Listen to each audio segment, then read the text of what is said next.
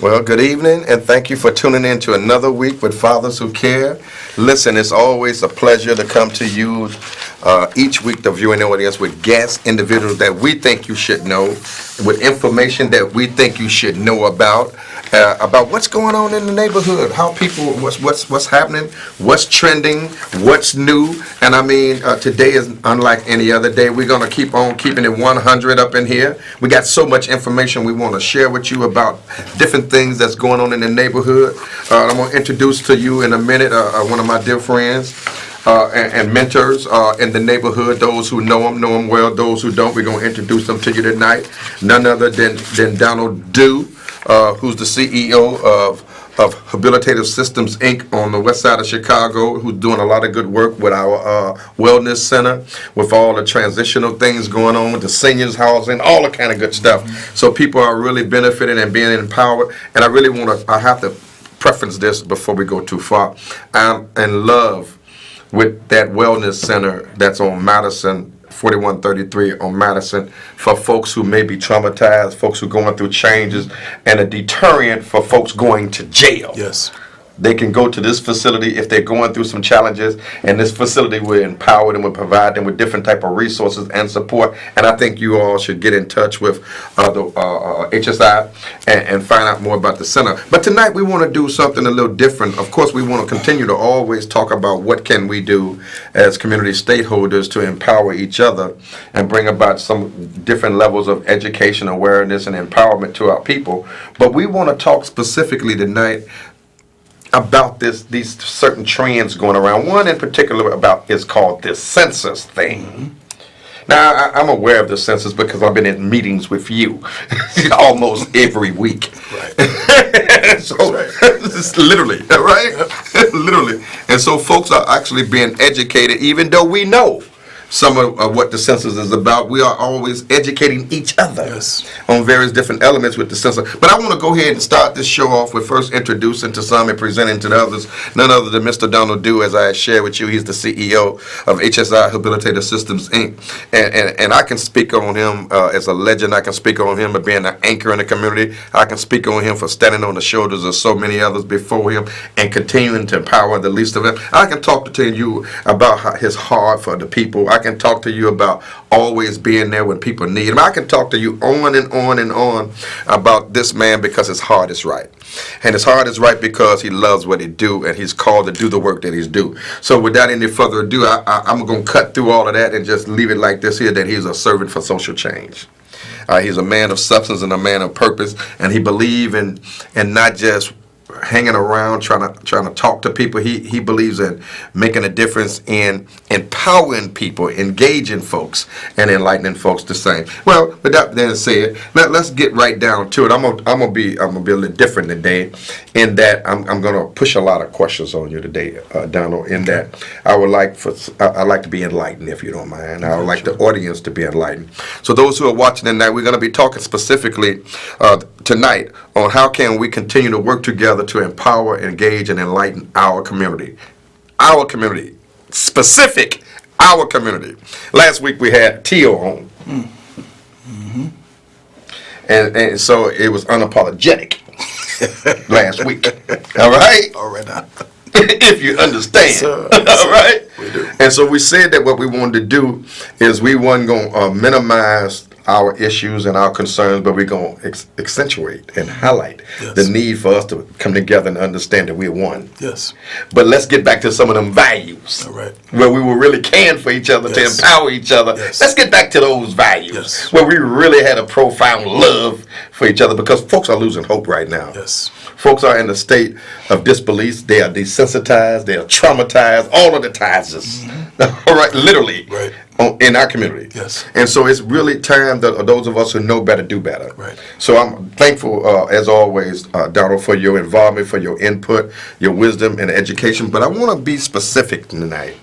Okay. And I want to talk about some things that impact our community. How can we help our community? Resources that are available to our community. But then I want to go on a journey, an enlightenment. All right? All right. But tell us who, if I missed anything, who is Donald Dew? And seriously, Donald, why are you so passionate All right. So tell me, who is Donald and why are you so passionate? Well, thank you. First of all, just thank you so much. Man, my pleasure. Really appreciate being on your show again. Together, brother. Absolutely. Yeah. Absolutely. Yeah. And, I always like to describe myself first and foremost as a father who cares. There you go. I'm a son of a very caring, loving, passionate mother, a hard-working father. Mother came from Louisiana, New Iberia. Daddy came from a spot called Sugar Lot, Mississippi. Sugar Lot, Mississippi. And, they came to Chicago with some serious values around work and taking care of oneself and taking care of one's family. Right. And taking care of one's neighbor. That's all I saw growing up. Mom and Dad believed in education. They kept their priorities straight: faith, family, and friendship. Yeah. There was not a time that I did not see one or the other caring for family or caring for others and caring for the community. So that's what I grew up with, and that is what really spearheaded my passion for the community. Mom worked, politically, worked on the polls, marched with Martin Luther King, protested if the educators did not treat me appropriately in school. She jammed on that as well. So that drove a lot of it for me. Then I had so many mentors growing up. Folks like Dolores Saxum and, Danny Davis and It's important. Ernie Jenkins Yeah. and Ernie Jenkins. you name it. Yeah. Earlene Lindsay. Yeah. Nola Bright. Yeah. I could just go on. Leola Span. Yeah. I can go on Nancy. and on and on. Nancy Jefferson. Yeah. All of Michael Scott. Michael Scott, all of Theo. these folks. Yes, All yes, of them. yes. Yeah, man, yeah. They were there. They would constantly advise, uplift, and inspire. So you're a whacker. Yes, sir. Grew up in Wacker, also grew up in Miles Square. Yeah, Miles Square. So we did that too. Yeah. So, my thing was always, what else can we do for the community? Yeah. So if you weren't politically very active, you're going to be socially very active Yeah. or civically very active. Yeah. But you're not going to sit on your hands and not do anything. Okay. So then I had an older brother who was very smart, very intelligent, Willie Dew. He did his thing as well. He was, on the black militant side. Yeah. So I got a taste of that as well. Yeah. So, after it's all said and done, you walk away just caring for your folk. Absolutely. And realizing that it's your turn. Yeah. And what are you going to do with your watch? Okay. Well, I'm glad, and you're being rather modest, but just some of the names, and I can echo some of those names because I was also a prodigy of that circle. Yes. Over there on Ogden in Central Park. Yes. Out of Family Focus. Yes. And right upstairs and around the corner from Yep. all of that. Yep. So we all kind of come out of some of the same circles with Robert and all them guys over there. But I want to come on back with you, if you don't mind. And you work as the CEO. You are the CEO. That is correct. Of Habilitative System. Right. The head man in charge. Yes, sir. What is the mission of HSI? What's HSI? What's the purpose for HSI? Habilitative systems is really fundamentally about creating opportunities for growth and development for persons who have not had the opportunity to do so. Okay. We work with a lot of people with developmental disabilities, people who have been disabled from birth. We work with people with mental illness, people with substance abuse. We provide over 120 units of housing for senior citizens. We secured over $20 million in construction, new construction dollars from HUD for seniors and people with disabilities. We have tried Youth leadership and development. Yes, sir. Don't leave them out. Restorative Yeah, justice. yeah.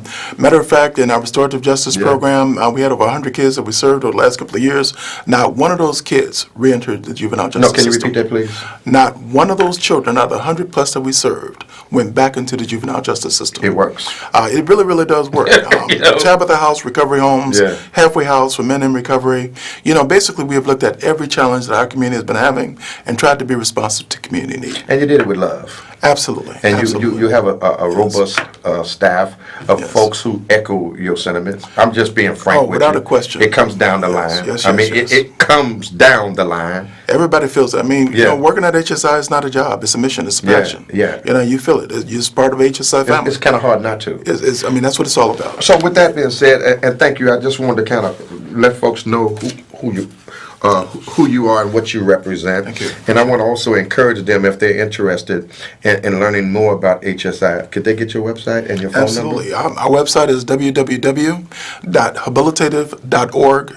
Again, that's www.habilitative.org. Phone number is 773-261-2252. So you heard it here. And we're going to come back later on and give you that information again. But we got some things we want to talk about specifically tonight. We was going to talk specifically about the mental state of wellness. We kind of did some of that and talked about the Wellness Center. But we have some information we want to talk about, specifically the opportunities that are available through a program or through an initiative that's going on right now that's called the 2020 census, right? And so there's a coalition that you are actually heading. Yes. And the coalition is called what? It is called the Counting on Chicago Coalition 2020. Okay. And, Reverend, I'm just so pleased that our governor led the charge and signed an executive order back on June 20th, 2019, to invest over $29 million into Chicago's communities to ensure $29 million. $29 million, so that persons in hard-to-count communities across the state of Illinois were in fact counted. HSI, Habilitative Systems, applied to be one of the regional intermediaries in that grant. We were fortunate to get 17 community-based organizations to join us in this effort. We had significant support from all of our elected officials, as well as other community-based organizations. And we're talking in about fact, those agencies, if you don't mind, in a minute. Yes, But go ahead, sure, go ahead. sure, Take your time and go absolutely. ahead. And I'm just so pleased to report that the Illinois Department of Human Services, the lead agent on the census effort for the state of Illinois, has entrusted our coalition with $2.3 million.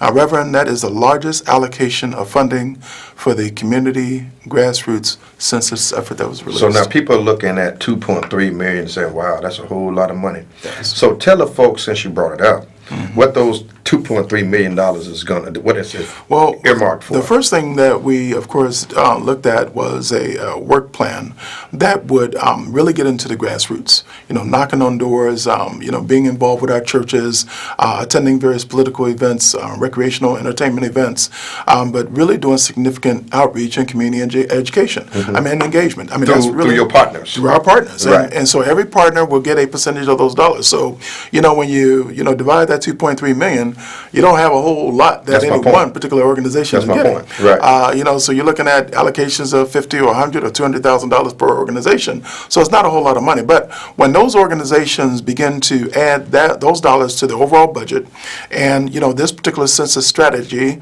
to their overall strategy in terms of everything that they've been doing for the last 10, 20, 30, 40, 50 plus years, it really makes a qualitative and a quantitative impact. And I think that DHS saw that, because one of the things that we talked about that they really heard was that not only are we going to get out there and count folks, we're going to make sure that we engage in screening for social determinants of health. Absolutely. What are the causal factors that make it necessary for folks to show up in emergency rooms and hospital and be criminalized? Back up. Not only are we going to be doing the work of educating folks on the importance of being counted, Yes. About the census and what the census represent, there's going to be another initiative associated with it, which is what now? Social determinants of health. Explain We that. have found that there are basic human need indicators like the lack of housing that creates homelessness or affordable housing. Absolutely. Unemployment. And poverty. Unemployment, lack of jobs. Yeah. Inability to be able to care for oneself. Right. Disparities in health care. We've heard often that the mortality rate for blacks on the west side of Chicago is 20 years less than downtown. Yeah. So folks downtown are living to be 90 and 80, and folks on the west side are living to be Which is a fact. 60 and 70. It's a fact. And we can change It's been that. proven. We can change it. But there are a lot of basic human need factors that are absent. So this initiative will be addressing two prongs, Yes. the counting and the health. In other words, Reverend, when we get out there knocking on doors and talking to folks in various seminars. So that's not and only we- knocking, we'll be doing events and all that kind of good stuff yes, too, right? Yes. So don't be afraid Right. to come out. And, they'll see us, we'll be represented. We'll have our T-shirts on and our identifications and ID badges and So so you're on talking down about the these line. shirts? Yes, that is correct. Okay. We will make sure that as we are talking to folks about the importance of being counted in the census, that if we recognize one of these needs that we've talked about, that we address those needs. Okay. So if there's a person in a household with a mental health concern, we'll address it. Okay. Substance abuse, we'll address it. And that's what we was just talking Absolutely. about, Donald. Yes. And that's why I think it's real important that folks understand that we're just not talking about, if you don't count, if you don't allow to be counted, then you don't count. Yeah, we're saying that too, but we also understanding the fact that there are some issues going on where folks need some immediate intervention. Yes. Health Absolutely. intervention. Absolutely. And we're talking about your wellness, your mental health and your wellness. So Donald, let's roll down this road a little bit more, and you can take the liberties to talk with some of the stats because we want to hear hear it. Yes. But I want to just bring you back to where we at with the census, if you don't mind. Sure. What is the census? What really is the census? And why should we get involved, Donald? Well, the United States Census Bureau is... Thank you, Governor, for the allocation. Absolutely. All right. We must be very thankful about that. But the U.S. Census Bureau is the federal government's largest statistical agency. And every 10 years, the federal government is mandated to conduct a count of its population, in large part to be able to determine what the elected official representation needs to be in every district within the country, and to make a determination of how the pie is going to be divided. Okay. And on the national level, on a national state level, and so on. Exactly. Okay. So when you hear that, for example, in the 2010 census, the African American population alone was undercounted by 800,000 folk. Really? That's significant. Yeah. Now that could So have that means what? that could have impacted, various legislative seats. That could have impacted the number of dollars that are allocated. Like 1,800 per person? Absolutely. Okay. Thank you so much. And it begins to make a difference in terms of how, people are supported if they're impoverished. Right. I mean, many of these programs grew out of the war on poverty. So if these policy decisions were made as significant options and methods and resources for folks to support them in impoverished conditions, then we are in fact due these programs. Absolutely. So, if I may So you just... go back to your point. Go ahead. Oh, absolutely. So some of these programs that I just want to really Sure, emphasize. please. We want to be helped. And I really want to make sure that our people hear how much money is really associated with some of these programs that are impacted Okay. by you being counted or not being counted. Okay. So think about whether or not you're being hit by Title I grants to local education. Yes, to the tune of $13.9 billion. Special education grants to the tune of $11.2 billion. Head Start programs, $8.3 billion. Child care and development funds, $2.9 billion. SNAP for nutritional programs, $69.5 billion. The National School Lunch Program, $11.6 billion. And I could go on and on and on, but I'm really just trying to emphasize and highlight that when you are counted, you in fact are sending a message to the federal government that you count. You are not to be left out of this equation. We must ensure that you're counted. So now with this census, now you was talking about the census, and I just want to take a liberty to come back there again because I know how passionate you are. I want to get clarity here when we talk about the census. Now make it simple because this thing could be confusing for us. All right? Okay. Because we don't understand. When you don't understand, some words just don't register. You're talking about I don't care about no census. That's the mentality of some Right. folks. All right. One more time. What is the census? It is the federal government's way of ensuring that it has an accurate count of its population. Okay. In a nutshell. Okay. Enumeration is about counting. It's about being able to determine where folks are. And allocating. Yes, valuable resources. Okay, to those individuals. Right. So if you're not being counted, then you really don't count. You really don't count. So if someone comes to your house and they just trying to inquire about how many people in your house, Right. it's not there that they're getting ready to try to That is correct. kick people out or something like Right. that, right? Right. Or try to find out who on Link or Rick or whatever that other stuff may be going on, right? Exactly. The United States Census actually hires individuals, and we're going to talk. Matter of fact, I should really share this information now. We can share it again later on. Please. But it's so important that folks can go directly to the U.S. Census jobs line, 1-855. Jobs line. The Okay. U.S. Census job line. Okay. And apply for a census job at 855-562-2020.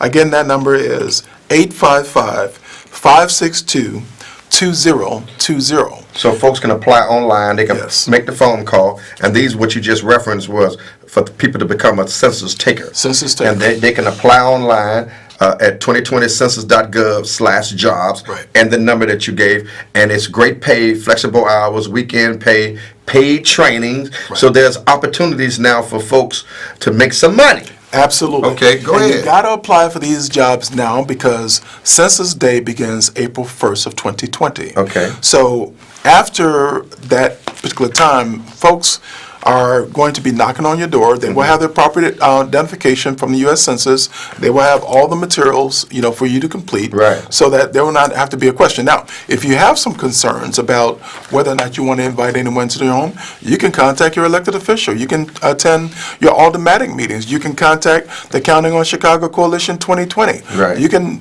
contact us. We will be out to assist and support, or you can come to any of the various organizations that are represented here, for additional information and support and guidance and assistance on how to get that application completed. So you took me to this place. You were talking about they can contact us. So if people are interested in working with the U.S. Census, who can they contact specifically? Yes. Now, one of the things that I really want to point out is that, you can go to our website, which is the countingonchicagocoalition.org, and you will see various logos of our representative organizations represented, Habilitative Systems, Family Guidance, NAACP Westside Branch. You've got the People Community Development People Community Development Corporation, POCCA, Above and Beyond. You've Mount got Sinai, Mount Sinai Community. Sinai Institute, Fathers Who Care, of course, Above and Beyond. Above and Beyond, Okay. Garfield Park, Loretto Hospital, Westside Alternative Schools Yep. Network. Westside Health Authority, St. Agatha, all of these Communities different United. Haymarket House, who Felix. else? Felix is there as well. So St. Agatha's. St. Agatha. So you will be able to go to our website, Austin People Action Center, Westside You will- Health Authority. All these groups All these are groups. represented right there on our website. You can actually click on any of those logos and be directed immediately to any of our member organizations for the coalition and ask to speak with someone about the census, and you will be able to get it. So you just called off a lot of people. Yes. About 17, 18 of them, be exact. Yes. And you're saying that if folks are interested in being involved, Yes. possibly want a job, Yes. possibly want to be active in this initiative, they can get on to the County on Chicago's coalition website. Yes. They can click on one of these links. Yes. These links will give them the phone numbers to these agencies. That's correct. These agencies have opportunities where we may be able to hire some folks at risk Yes. and folks who are hard to count Yes. to help us to get to empower those who are hard to count. That is correct. But we're personally, Fathers Who Care is looking for folks who are at risk. Yes. All right, we're looking for Yes. folks who've been Yes. ostracized. Yes. So we're talking about some of them young brothers between the ages of 18 to 26 Right. to 30 who ain't had no opportunities. Right. Think folks don't want to care about you. Right. Give us a call at Fathers Who Care, 773-287-5821, and we have a place for you. Absolutely. All right, but go ahead. And let me just also Sure. indicate, because, this is just so masterful, the way that the Department of Human Services rolled this out. By getting so many different community-based human service agencies involved, not only would we be able to provide you with information about the census and census jobs, but guess what?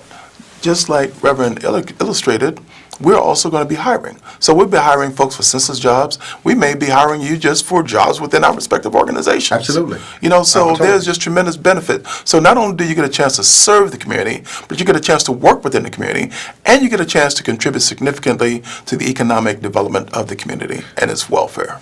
And I think it's really important what you reference. So let's go on and talk specifically, because now let's keep it 100, all right? Some folks are afraid. Why? Yes. There's a lot of reasons. I mean, we can go all the way back to the Tuskegee experiment. When a lot of, men were injected with syphilis virus and died. And it was a government experiment. We can also, certainly look at the history of specifically African-American people in this country for 400 years and realize that there's a lot of distrust, in terms of anything and everything that's going on. I mean, we have to engage in a number of different activities just to make sure that Should people be afraid, Donald? they should always be concerned. Mom said it best. She said, watch as well as pray. Don't assume that anything is as it is. You should always reach out to people that you trust. If you trust the people who are represented in this coalition that we have identified here tonight, reach out to us. If you trust your elected official, your alderman, your councilman, your county commissioner, your congressional representatives, your state representatives, if you trust those folks, you reach out directly to them and ask for information. So there's no reason to be fearful when there are people within your midst that you know you can trust. So, and folks will be having IDs and all that kind of stuff. So Yes. be careful, of course, by all means, be careful. But also you have the right to ask people who talking to you to show you IDs and things of that nature. Right. So always be Yes. aware. But Donna, let's let's keep it real and let's keep talking about why it's important for us to work together. Why it's important to be civically involved. Why it's important for people to stop talking about what's going on, but to be actively involved in changing some of the things you want to change in your community. Let me address it by first of all saying that something else historic has happened. Not only is it historic that the governor invested $29 million in this effort, but it's also historic. This may very well be the first time that a West Side agency was entrusted with $2.3 million to do any community initiative that benefits not just the West Side, but the South Side as well. So there's a collaboration. It is a collaboration. We took down the stigmas. We took down the stigma. It's not a West the South Side. Side, West. There's none of that. We, in fact, have been contracted to serve 8 community areas on the South Side. Okay. And 5 on the West Side. So our coalition is really a coalition. It is a coalition. Right. Absolutely. In the urban communities. Yes. To empower, to educate, and to reach those hard to count individuals. Absolutely. And again, I've been in the business now for nearly 40 years, and I cannot remember a time when this type of coalition has come together on any initiative to impact the community. So if you had to tell some folks to encourage them to want to be involved in what we're talking about, how would you ease their tensions, their nerves, and want them to understand that this is not just it ain't the government thing, people trying to get you, but with people trying to educate you and empower you and let you understand the resources that are available. Let me go back to Reverend Dr. Martin Luther King when he said, I have a dream. Well, ladies and gentlemen, last year we celebrated 2019 and 400 years in this country. And so one of the things I kept saying was... You want to take your caller? Well, let me just go ahead. finish this one point. We'll be right with you. Call. One of the things that I've really been emphasizing is that I said it's time to live the dream back in 2019. And what does it take? This coalition is an example of that dream being lived. With all of us coming together, African Americans, Hispanics, whites, this diverse coalition coming together to lift up our people and be counted. Right. Saying one basic fundamental message and mantra: you do count. Right. So yes, we're going to take the caller, and we want you to know that on the 20th, January the 20th is Day of Unity. In the 25th District, where we'll be introducing to some the new commander of the 25th District, Commander Gutierrez. This event is hosted by the 25th District, the Westside Community Stakeholders, Fathers Who Care, and we want to just educate you on who the new commander is in your area, and we also be having information about the census, and we want to go ahead and get the caller. Caller, you on the air. Your comment or question, please. Oh, good evening. My name is Kimberly Curry. First of all, Mr. Dew and Reverend, thank you so much for getting the word out about the census. And I am a federal employee, and I just wanted to piggyback off of some of the information that Mr. Dew had regarding the census. Everyone must be aware of Title 13. That's a U.S. code. So we will not be afraid when these census workers come to take our count. The Census Bureau is bound by Title 13, that's the United States Code, and the private information can never be published, or will it be disclosed. The Census Bureau employees are sworn to protect the confidentiality of the people. So do not be afraid to get counted, to let people know what's going on in your home, because if any of that information is disclosed, those persons can be prosecuted for that. So I just wanted to stress that importance. Thank you so much. Regurgitate that, please. Yeah, that was I got her, but for the purpose. Right, and basically, again, the reference was to Title 13. Right. Which basically ensures that your information that you share about the numbers of people residing in your household is held confidential. Okay. So thank you, Ms. Curry, for thank you so much, Ms. Curry, illustrating that information. Listen, the time on the wall is telling us that we got a few seconds, but Donald, give us some closing comments and give the folks your information again. And I want to shake this out. I want to go back over this here as you're talking. Go ahead. Sure. Once again, we're a coalition of 18 organizations, the Counting on Chicago Coalition. You can reach our website at Counting on Chicago Coalition. 2020.org, and you will in fact be able to access all of our information from our various representatives, and in fact keep in mind that you will also be able to access vital social and human services that we all provide. Listen, thank you so much, and thank you so much, Amari, for letting us have this opportunity. Listen, God bless you. Good night. We'll be talking more about this next week. There's opportunities coming up. You got the information. Keep in touch for additional information. Call Fathers Who Care, and we'll hook you up with the agencies that you need to get hooked up with. God bless you. Good night, and keep the faith. See you later.